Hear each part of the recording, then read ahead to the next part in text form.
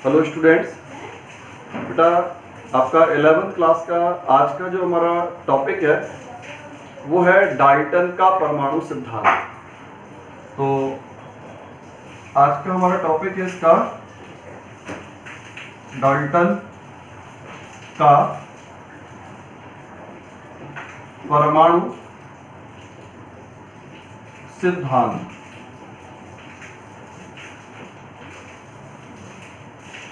देखिए, डाल्टन ने परमाणु के बारे में कुछ जानकारियां दी थी और उन जानकारियों को मिश्रित रूप में अपन बोलते हैं डाल्टन का परमाणु सिद्धांत।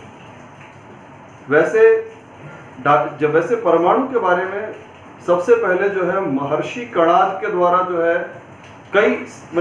बहुत सैकड़ों वर्ष पहले जो है बताया गया था। हमारे भारत के महर्षि हुए थे महर्षि कणाद।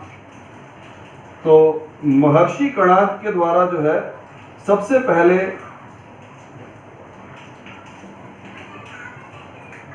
परमाणु के बारे में बताया गया, लेकिन इसके बाद जो है 1803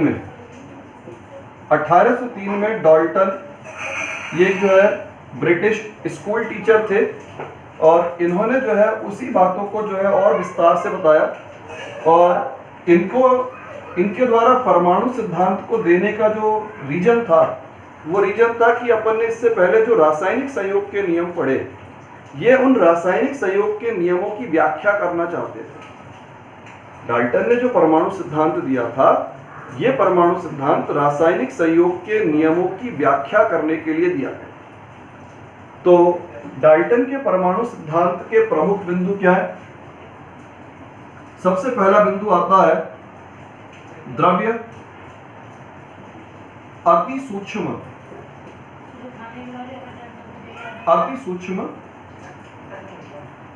अविभाज्य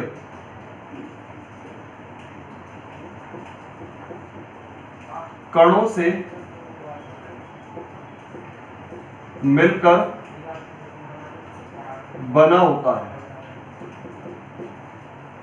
देखिए, सबसे पहला जो बिंदु है इसका डाल्टन के परमाणु सिद्धांत का कि कोई भी द्रव्य जो है, द्रव्य का मतलब कोई भी ठोस, कोई भी द्रव, कोई भी गैस जो कुछ प्रकृति में उपस्थित है, तो द्रव्य जो है अति सूक्ष्म अविभाज्य कणों से मिलकर बना होता है। यानी कण बहुत छोटे होते हैं और अविभाज्य का अर्थ हुआ कि उनको और आगे विभाजित कर पाना संभव नहीं होता।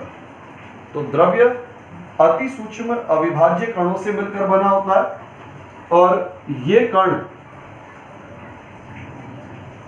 परमाणु कहलाते हैं। इनको नाम दिया जाता है परमाणु, इन्हें कहते हैं अपन परमाणु।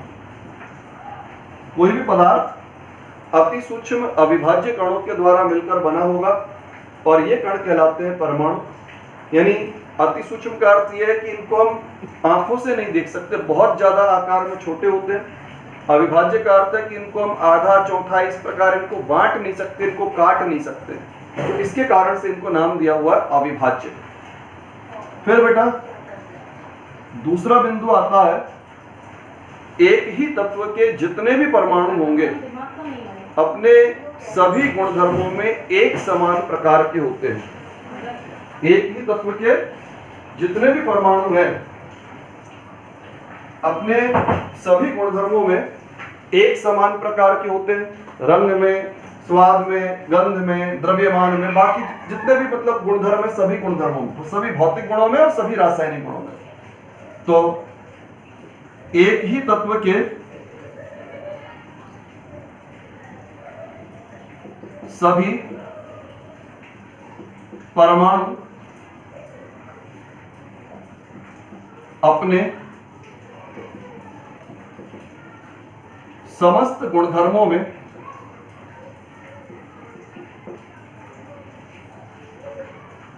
समान होते हैं।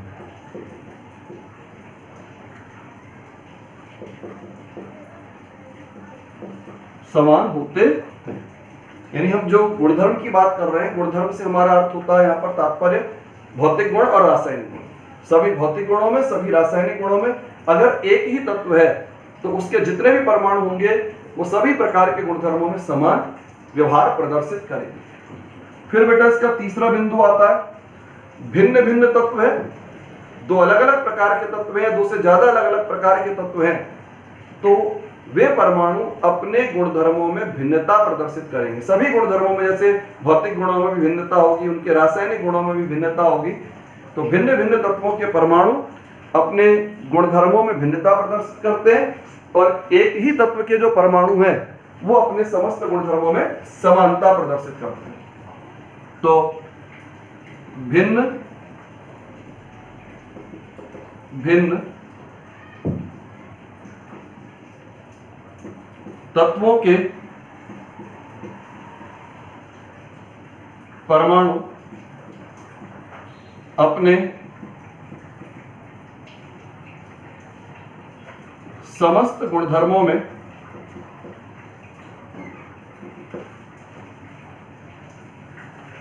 भिन्नता प्रदर्शित करते हैं।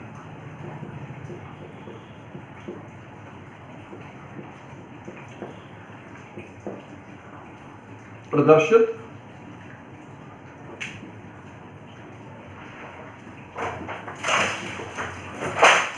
अगर परमाणु आपका अलग अलग प्रकार का है, जैसे एक तत्व हो गया आपका ऑक्सीजन, एक तत्व हो गया आपका नाइट्रोजन, तो इनके गुणों में क्या होगी? भिन्नता होगी।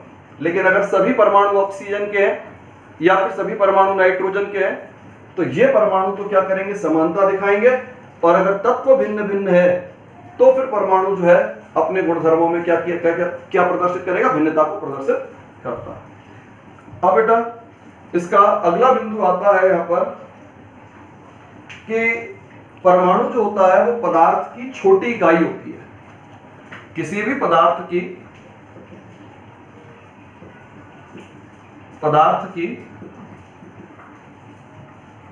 सूक्ष्मतम इकाई परमाणु है जो रासायनिक क्रिया में भाग लेती है। जो रासायनिक क्रिया में भाग लेती है। तो डाल्टन का जो परमाणु सिद्धांत है उसका अगला बिंदु ये कहता है कि कोई भी पदार्थ जो है अति सूक्ष्म कणों से मिलकर बना है और सबसे छोटी इकाई को हम परमाणु कहते हैं। परमाणु अविभाज्य होता है और परमाणु ही जो है वो रासायनिक क्रियाओं के अंतर्गत भाग लेता है। तो सबसे छोटी इकाई जो है वो परमाणु के द्वारा परमाणु कहलाती है। अब अगला बिंदु आता है दो या अधिक तत्वों के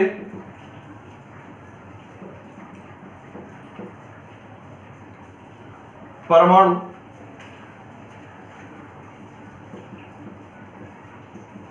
निश्चित अनुपात में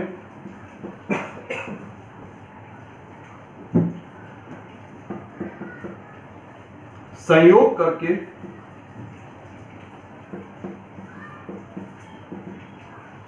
यौगिकों का निर्माण करते हैं। मतलब परमाणु जो है सदैव एक निश्चित अनुपात में ही संयोग करते हैं। परमाणु एक निश्चित अनुपात में संयोग करते हैं। ये आपकी जो अपन बात पढ़ रहे हैं, ये बात आपकी जो है स्थिर संघटन के नियम से संबंधित हो गई। स्थिर संघटन के नियम में अपन ने पढ़ा था कि परमाणु जो है वो एक निश्चित सरल अनुपात। तो इस तरह से बेटा ये जो पांचवा बिंदु है, ये पांचवा बिंदु आपका स्थिर संघटन या स्थिर अनुपात के नियम से संबंधित रहा। और स्थिर संघटन या स्थिर अनुपात का नियम क्या बताता है कि परमाणु सदैव एक सरल अनुपात में या एक निश्चित अनुपात में संयोग करते हैं।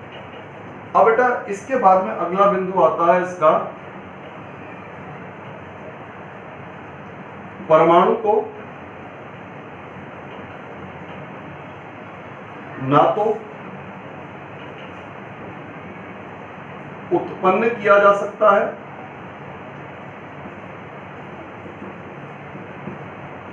ना तो उत्पन्न किया जा सकता है और ना ही इसे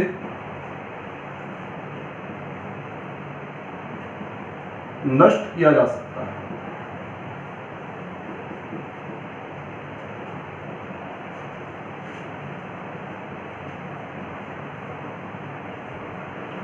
परमाणु ना तो उत्पन्न हो सकता है और ना ही परमाणु को हम नष्ट कर सकते हैं। मतलब ये जो अपन बिंदु इसका पढ़ रहे हैं, ये बिंदु जो है द्रव्यमान संरक्षण के नियम से संबंधित हुआ। परमाणु मतलब वही द्रव्य हो गया, तो द्रव्य को ना तो उत्पन्न किया जा सकता है और ना ही नष्ट किया जा सकता है। तो ये जो इसका अपन बिंदु देख रहे हैं, ये बिंदु आपका इसमें द्रव्यमान संरक्षण के नियम से संबंधित रहा। तो इस प्रकार से डाल्टन के परमाणु सिद्धांत के कुछ प्रमुख बिंदु थे। सबसे पहला बिंदु आता है द्रव्य अति सूक्ष्म अविभाज्य कणों से मिलकर बना होता है। यानी कोई भी पदार्थ, द्रव्य का मतलब कोई भी पदार्थ, अति सूक्ष्म का मतलब जिनको हम आंखों से नहीं देख सकते हैं। तो द्रव्य अति सूक्ष्म कणों से मिलकर के बना होता है और इन कणों को हम आगे विभाजित भी नहीं कर सकते हैं और ये कण जो है परमाणु कहलाते हैं। फिर एक ही तत्व के सभी परमाणु अपने समस्त गुणधर्मों में समान होते हैं। एक तत्व में जितने भी परमाणु लें, अगर उन परमाणुओं का अलग अलग अध्ययन किया जाए तो सभी भौतिक गुणों में, सभी रासायनिक गुणों में एक तत्व के समस्त परमाणु समानता को प्रदर्शित करेंगे। दूसरी बात, लेकिन अगर तत्व बदल दिए जाएं, दो या दो से अधिक प्रकार के तत्वों में यह अध्ययन किया जाए, उनके परमाणुओं का अध्ययन किया जाए, उन परमाणुओं के गुणों का अध्ययन किया जाए, तो वे परमाणु जो है अपने गुणधर्मों में भिन्नता को प्रदर्शित करते हैं। परमाणु जो है किसी भी पदार्थ की सूक्ष्मतम इकाई होती है और यही सूक्ष्मतम इकाई जो है रासायनिक क्रिया में भाग लेती है। यानी रासायनिक क्रियाओं में कौन भाग लेता है? परमाणु भाग लेता है और परमाणु के रासायनिक क्रिया में भाग लेने से ही नए पदार्थों का निर्माण हो पाता है। और इसके बाद अगला बिंदु आता है कि जब दो या दो से अधिक तत्वों के परमाणु एक निश्चित अनुपात में संयोग करते हैं तो यौगिक का निर्माण होता है। यौगिक मतलब आजकल वर्तमान समय में हम इसको यौगिक कहते हैं, लेकिन पुराने समय में इसको हम यौगिक परमाणु बोला करते हैं। तो अणु का जो अणु के लिए वर्तमान में हम जिसको अणु कह रहे हैं या यौगिक कह रहे हैं, वो जो है पुराने समय में क्या कहलाता था? आपका यौगिक परमाणु के नाम से जाना जाता था। तो जब भी दो या दो से अधिक तत्वों के परमाणु आपस में एक निश्चित अनुपात में संयोग करेंगे तो एक नए पदार्थ का निर्माण होता है। जैसे अपन पानी के अणु को देखें, पानी के अणु में क्या होता है? दो परमाणु हाइड्रोजन के, एक परमाणु ऑक्सीजन का, तो संयोग करने का अनुपात क्या हो गया? 2:1। परमाणुओं की संख्या के अनुसार अगर हम संयोग करने का अनुपात देखें तो यह अनुपात क्या कहलाएगा बेटा? यह अनुपात हो जाएगा आपका 2:1।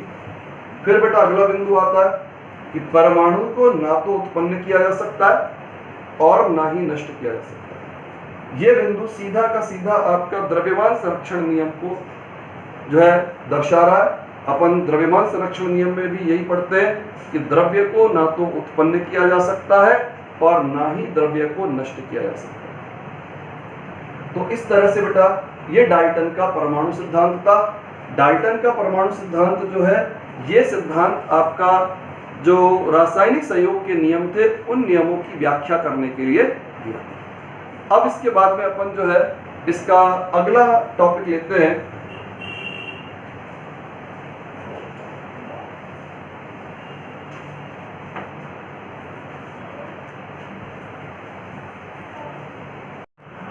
बेटा अब इसके बाद में हमारा अगला टॉपिक है परमाणु का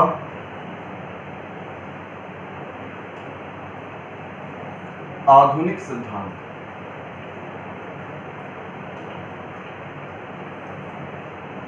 देखिए बेटा, ये परमाणु का जो आधुनिक सिद्धांत है, ये सिद्धांत आपका पूर्णतः प्रयोगों पर आधारित। आप अध्याय 2 के अंदर परमाणु संरचना के अंदर अपन पढ़ेंगे कि कई वैज्ञानिकों ने परमाणु के संबंध में आपको अलग अलग तरह की जानकारियां दी थी। जैसे एक वैज्ञानिक थे आपके जे थॉमसन, एक थे आपके रदरफोर्ड, फिर आपके चैडविक,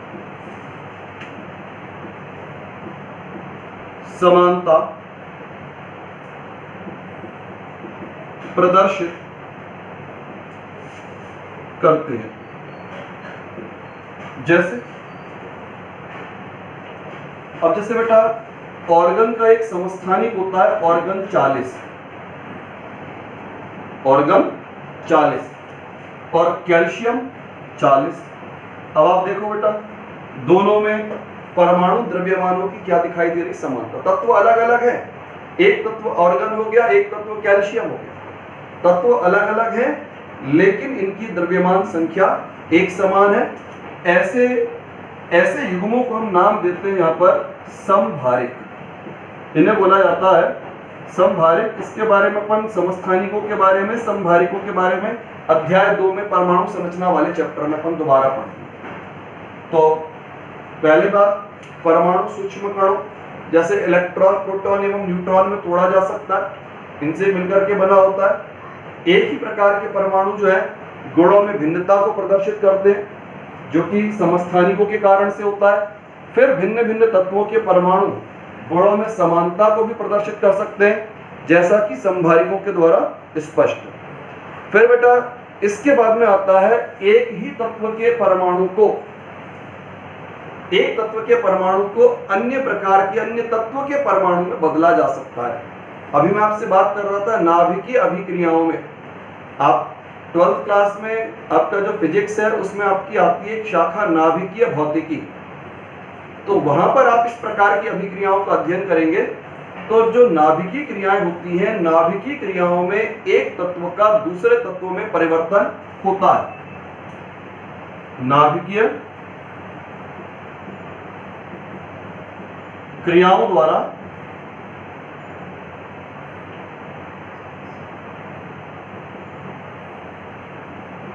एक तत्व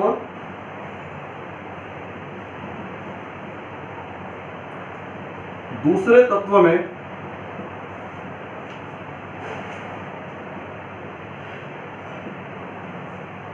बदला जा सकता है।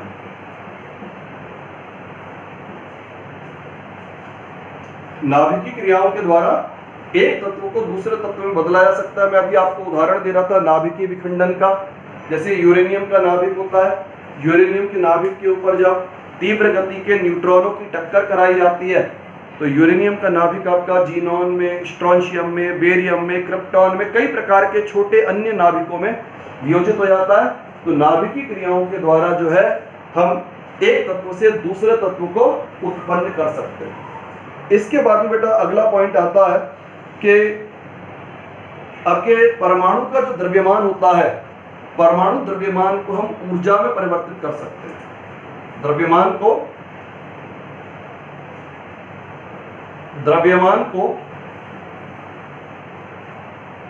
ऊर्जा में बदला जा सकता है। बेटा ये भी जो है नाभिकीय क्रियाओं के माध्यम से ही संभव होता है। आपने परमाणु बम के बारे में सुना होगा, हाइड्रोजन बम के बारे में सुना होगा, अत्यधिक विनाशकारी होते हैं। तो इसमें क्या होता है, जो परमाणु बम या हाइड्रोजन बम कुछ भी हो, इनमें सदैव द्रव्यमान नष्ट होता है और यह द्रव्यमान नष्ट होकर के ऊर्जा में परिवर्तित होता है। इसके लिए एक संबंध होता है आइंस्टीन का समीकरण E = mc², यानी ऊर्जा जो आती है उस ऊर्जा का स्रोत होता है द्रव्यमान। जितनी मात्रा में द्रव्यमान नष्ट होगा, जितना द्रव्य नष्ट होगा, उतनी मात्रा में, उतनी अधिक मात्रा में ऊर्जा उत्पन्न होती है। तो द्रव्य को नष्ट करेंगे तो द्रव्य आपका ऊर्जा के रूप में परिवर्तित किया जा सकता है। तो बेटा इस तरह से परमाणु का जो आधुनिक सिद्धांत है, ये आधुनिक सिद्धांत इसमें कई सारे प्रयोगों पर आधारित है, कई सारे जो है इसमें बिंदुओं पर आधारित है। पहला बिंदु हमने बताया कि परमाणु को तोड़ा जा सकता है। किसमें तोड़ा जा सकता है बेटा? इलेक्ट्रॉन, प्रोटॉन, न्यूट्रॉन में तोड़ा जा सकता है। लेकिन हम आधे परमाणु को जो है, आधे परमाणु का जो है प्रकृति में कोई अस्तित्व नहीं है कि हमने एक परमाणु को काट करके दो हिस्सों में बांट दिया, ऐसा कोई मतलब नहीं है। फिर एक ही तत्व के परमाणु में गुणों में भिन्नता हो सकती है। वो किसके कारण हो सकती है? जो कि आपके समस्थानिक भी प्रकृति में पाए जाते हैं। आपके डाल्टन के समय तक समस्थानिकों की जानकारी नहीं थी, तो इसके कारण से डाल्टन ने क्या बताया था कि एक ही तत्व के जितने भी परमाणु होंगे वो सब गुणों में समान। फिर भिन्न भिन्न तत्वों के परमाणु गुणों में समानता को प्रदर्शित कर सकते हैं। ये कब संभव होता है? समभारिकों में संभव होता है। समभारिक मतलब जिनमें तत्व भिन्न भिन्न हो लेकिन द्रव्यमान संख्या क्या हो जाती है? समान। तो समभारिकों में ऐसा संभव होता है। फिर बेटा अगला बिंदु आता है नाभिकीय क्रियाओं के द्वारा एक तत्व का दूसरे तत्व में परिवर्तन कराया जा सकता है। नाभिकीय क्रियाओं के माध्यम से हम एक तत्व को दूसरे प्रकार के तत्वों में बदल सकते हैं। मैंने अभी आपको नाभिकीय विखंडन, नाभिकीय संलयन का उदाहरण दिया, ऐसा उसमें संभव है। फिर इसमें अगला बिंदु आता है द्रव्यमान को ऊर्जा में बदला जा सकता है। इसके लिए बेटा आइंस्टीन का समीकरण होता है E बराबर mc²। E होती है ऊर्जा, m होता है द्रव्यमान और c होता है प्रकाश का वेग। तो जब द्रव्य नष्ट होता है तो वो ऊर्जा में रूपांतरित होता है। इसके लिए बताया गया था आइंस्टीन के द्वारा। तो इस तरह से बेटा परमाणु का आधुनिक सिद्धांत जो है वो डाल्टन के कुछ बिंदुओं का विरोध करता है।